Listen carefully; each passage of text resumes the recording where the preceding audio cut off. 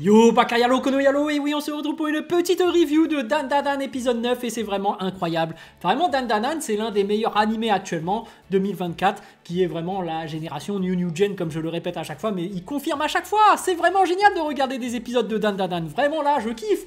Je kiffe. Bon, avant de commencer la review, instant auto-promo, bien évidemment, mon manga Wolfus, disponible légalement et gratuitement sur Manga Draft. Je te mets le lien en description, comme ça tu pourras cliquer dessus et après tu me fais un retour par rapport à ce banger. Je le répète, mon manga Wolfus, disponible légalement et gratuitement sur Manga Draft. Lien en description, mais on va parler de Dandadan, épisode 9, et incroyable, hein, comme d'habitude. C'est farfelu, c'est drôle, il y a de l'enjeu, il y a de la tension, il y a de la romance, il y a de l'horreur, il y a un peu de tout en fait, c'est incroyable. Comment ils font ça?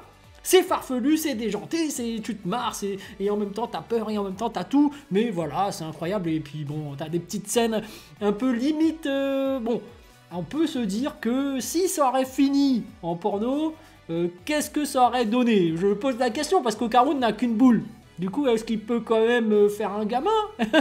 Est-ce que, voilà, Ayase peut tomber enceinte? On se pose la question, tu vois, parce que quand il n'y avait pas les boules, c'est sûr que tu ne génères pas de spermatozoïdes, mais là, t'en as qu'une.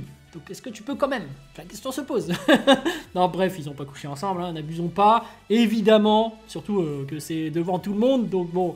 Mais on va y revenir parce que cette fin, elle est incroyable. Surtout quand tu les vois courir ensuite, c'est trop marrant. C'est trop marrant, je me suis éclaté de rire devant cet épisode. Incroyable. Mais le début, voilà, c'est le fameux combat par rapport à Aira et ses extraterrestres, Aira et Okarun. Donc là, on veut te mettre en avant Aira, par rapport à ses pouvoirs, par rapport à maintenant, on sait qu'elle est possédée par la fossoyeuse. Enfin là, les pouvoirs de la fossoyeuse. Du coup, elle peut allonger ses cheveux. Je crois que par rapport à la danse, on sait pas trop, mais à un moment donné, elle prend Okarun. En fait, c'est quand même assez flou ce combat, parce que c'est farfelu, en fait. On t'explique pas trop les pouvoirs, mais c'est marrant, tu t'en fous en fait, c'est l'ambiance générale, t'es là dans l'univers un peu bizarre, t'as les extraterrestres qui arrivent qui font « Ouais bon, on veut ta banane, on veut ta banane !» Bon, c'est toujours le thème, hein, comme je le disais, le fil rouge, c'est de récupérer sa banane. Bon, il a récupéré, mais là, de se récupérer sa boule. Enfin bon, bref, ça tourne un peu autour du cul sans en même temps en être, donc... Bon, c'est comique, c'est drôle, ça marche. Et en même temps, dans ce combat, t'as des vannes qui partent dans tous les sens que j'ai surkiffé, évidemment, j'ai rigolé, mais tellement il y en avait, je ne pourrais plus vous reciter tout ce qu'il y avait, donc je vais essayer de me remémorer de tête tout ce qu'il y avait. Mais déjà, le fait que t'as un sbire qui fait de la boxe, et déjà les extraterrestres, ils le prennent vraiment pour un stagiaire, tu vois, pour un intérimaire ou je ne sais quoi, il dit, ouais bon, on va diminuer ton salaire, hein, si ça continue, 70% de ce qu'on te paye et tout, et t'as le mec, non, s'il vous plaît, pitié, franchement, c'est drôle. C'est drôle.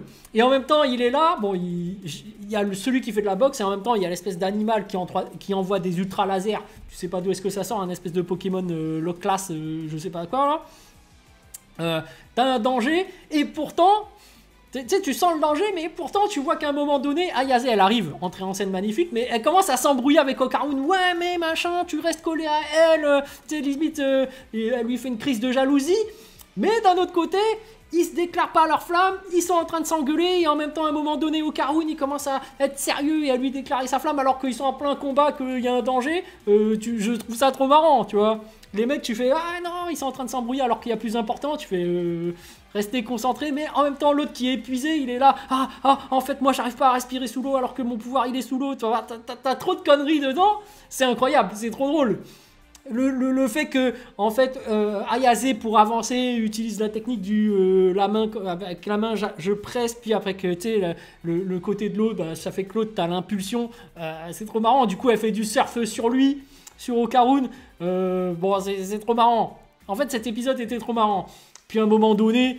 bon, bah, t'as plein de scènes où Okarun il est un peu gêné, il cache sa bite et il se déplace comme ça. Tu dis oui, c'est normal, il est pudique. Et d'un autre côté, à un moment donné, il est obligé de montrer. D'un autre côté, on se demande comment c'est, puisqu'il n'y a qu'une boule. Donc ça fait que, tu vois, bon. À un moment donné, en plus, il est en train de paniquer, il cherche dans les casiers, il cherche des vêtements. C'est marrant. Et puis en même temps, t'as Aira qui est complètement farfelue aussi. Elle fait ah, tu es mon homme, oh oui, reste avec moi. Tu vois, c'est trop marrant. Et t'as en même temps Ayase qui arrive. Le trio est trop marrant. Le trio est trop marrant. Et complètement déjanté. Je kiffe. C'est incroyable. Puis à un moment donné, ils partent, je sais pas, ils arrivent à sauter de l'eau pour arriver en haut. Et ensuite, en haut, ils se disent, bon, bah, on va nous aussi retirer nos freins parce que ça nous retarde.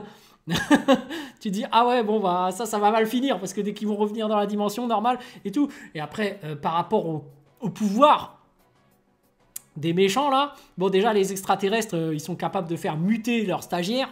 À un moment donné, il sort son espèce de truc mécanique qui en forme de queue qui tape dans le front de l'autre ou je sais pas, ou qui injecte un espèce de truc et l'autre se transforme. Tu veux, qu'est-ce qui se passe? Je comprends pas, mais c'est drôle. Tu dis, bah ouais, allez, ça passe. Tu vois? Alors, leur pouvoir, tu comprends pas trop. Il y a juste le pouvoir des extraterrestres. Quand ils sont 3, ils te disent qu'apparemment, ils sont capables de neutraliser les pouvoirs d'Okarun et d'Aira, leur capacité de transformation, et ça fait que Ayase est la seule qui peut contrer psychiquement leur pouvoir, et d'un autre côté, alors que c'est sérieux et qu'elle est censée neutraliser leur pouvoir, elle est en train de s'embrouiller avec Okarun, du coup ça fait que en fait eux ils se refont avoir par le pouvoir des extraterrestres, et à chaque fois ça fait qu'ils s'embrouillent. Après bon ok, je reprends mon sérieux, hop, et après en fait non, alors que en fait c'est sérieux, et tu vois, c'est farfelu. C'est qu'ils sont dans une situation périlleuse et pourtant ils s'embrouillent quand même, tu vois. Ils n'ont pas la notion de priorité. Bon, enfin, c'est marrant. Puis les combats sont quand même intéressants. Tu vois, l'espèce de stagiaire qui est là, qui tape avec son espèce de box là, puis après il mute, une espèce de... Je sais pas, il y a des espèces de cymbales ou je sais pas quoi, il tape avec. Ensuite, c'est bizarre. Après, il y a une fusion avec l'espèce de Loclas, le Pokémon qui lance des ultra lasers. Mais en fait, le fait qu'ils aient fusionné, du coup, ça fait que l'autre a pris sa faiblesse. Mais même s'il a pris sa force, voilà, ils se sont servis de sa faiblesse pour l'avoir. Incroyable. Incroyable. Mais c'est vrai que la fin... J'ai pas totalement suivi ce qui s'est passé. Je crois que c'est effectivement Okarun qui a utilisé les pouvoirs de Mémé Turbo. Donc au début, comme il est sur l'eau, à un moment donné, il dit « Ouais, j'arrive pas à courir », il commence à le faire et ça marche pas. Sauf que là, ils ont trouvé une méthode pour que finalement, ils utilisent la vitesse de Mémé Turbo pour mettre un gros coup de boule. Et c'est là que j'ai pas totalement suivi. Plutôt, j'ai compris que l'ennemi s'était fait avoir. Mais du coup, ça s'est peut-être passé trop vite en fait. Parce qu'ils sont tout de suite revenus dans la zone réelle où il y a tous les autres et ils se sont fait qu'est-ce qu'elle est dure, tu vois. Ils ont même le temps de rigoler, de se faire des petites blagues entre eux. Et que tu as tous les autres de leur collège ou lycée, je sais plus, qui font bah ils sont tout nus. Ah, mais qu'est-ce qu'ils font? Ouais, c'est ça, c'est déjanté, c'est drôle, je kiffe. Voilà, mais c'est vrai que sur la fin, d'habitude dans Dan Dan Dan, je m'attendais à ce qu'il y ait peut-être un petit flashback, tu vois, par rapport à l'histoire de l'espèce de monstre qui s'est fait avoir, ou peut-être même des extraterrestres, je sais pas quoi. Bon, peut-être qu'on les verra encore, les extraterrestres, ils ont une autre histoire. Mais tu vois, auparavant, par rapport à la fossoyeuse, tu avais quand même un flashback qui décrivait un peu son histoire, pourquoi est-ce qu'elle était en monstre et tout. Là, on a juste... cette espèce de crabe-poisson qu'on avait vu lors du cours, qui en fait a une force extrême lorsqu'elle tape, je sais pas, en train de charger ou je ne sais quoi. Je m'attendais à ce qu'il y ait une histoire derrière, tu vois. Genre, en fait, cet animal était un innocent animal qui nageait dans les mers, mais à force de se faire capturer par les humains pour des expériences au sein de leur école, bah en fait, finalement, il a muté et son esprit n'est pas en paix. Et du coup, ça devient une créature qui fait une alliance avec les ovnis, les extraterrestres. Enfin bref, moi je m'attendais à un petit truc. Je trouvais que la fin était trop rapide en fait. Même quand ils ont battu Mémé Turbo, t'as un petit flashback qui explique le pourquoi du Mémé Turbo, tu vois. Pareil pour la fossoyeuse. Là, il n'y a pas de pourquoi est-ce que cette créature est là. Mais après, c'est déjanté. Bon, j'aurais aimé voilà, que ça fasse un peu durer le final de Okarun qui court et qui bam, coup de boule. Qu'on voit bien le monstre exploser et que tout le monde fasse waouh, quelle puissance, waouh, incroyable. Mais bon.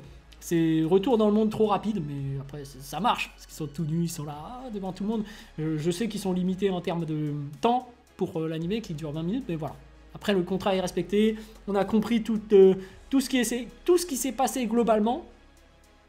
Sauf que les extraterrestres, on veut en apprendre plus, mais je pense ils se gardent, ils se préservent leur histoire pour l'avenir. Moi je le prédis une nouvelle fois, c'est que ces extraterrestres là sont déjà morts et c'est pour ça que ce sont des esprits en fait, des esprits d'extraterrestres. Bref, ils essaient de se reproduire mais en fait ils peuvent même plus puisqu'ils sont déjà des esprits, mais on sait que voilà, ils étaient sûrement arrivés sur Terre, mais à ce moment là ils étaient en voie d'extinction, donc ils avaient un besoin de se reproduire, donc ils capturaient les bananes mais que finalement ils sont morts et que finalement ce sont devenus des esprits, et comme ce sont des esprits, ils continuent à faire la même chose, à essayer de reprendre des bananes ou autres pour essayer de se reproduire. Mais bref, super épisode.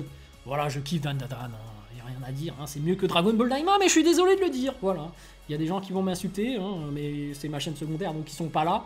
Mais sur ma chaîne principale, je fonce. Les fans de Dragon Ball Daima, à chaque fois que je critique Dragon Ball Daima, que je dis que c'est bien, mais pour eux, c'est parfait. Alors que, en réalité, c'est pas parfait. Il y a des animés comme Dan Dan Dan qui sont mieux. Il faut dire les termes. Bref. Sur ce, les amis, je vous dis donc à plus dans le bus, ou plutôt à plus tard dans le car, ou plutôt à bientôt dans le bateau.